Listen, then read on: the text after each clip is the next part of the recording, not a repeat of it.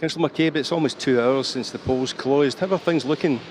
Well, it's still early stages in the count process. They're just at the verification process and they're part way through that, and all they're doing is sorting out ballot papers. But obviously you can try and sort of get a guesstimate of how things are looking from the samples that we take. And at this stage in time, I think the SNP is probably looking to be ahead.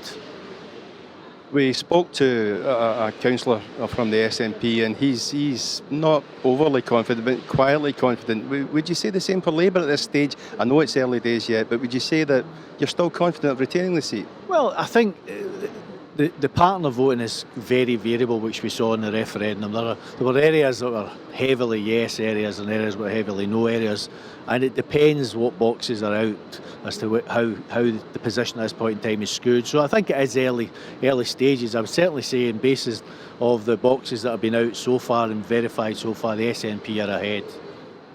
And nationally, how are things looking? Well, obviously we've only got the exit poll to go by, and on the basis of the exit poll, it doesn't look very good for my party, but I think there's a lot of scepticism at the exit poll, how accurate it is. I saw that Nicola Sturgeon was basically saying what you have just said as well, that she wouldn't put too much stock in an exit poll that said the SNP were going to win, I think it was 58 or 59 seats. But even if it's a high turnout in terms of seats for the SNP, what has happened to the Labour vote in Scotland? Well, I think it's very much the referendum effect. I mean, the reality is that Labour fought hard to win a no vote in the referendum, and I think Labour people who voted yes are basically not happy with the party because of that. And as things go on here tonight, when do you expect a result? Well, I think the estimate is maybe 2:30, 3 o'clock. And when will the candidate be arriving? I think probably within the next hour, I would say.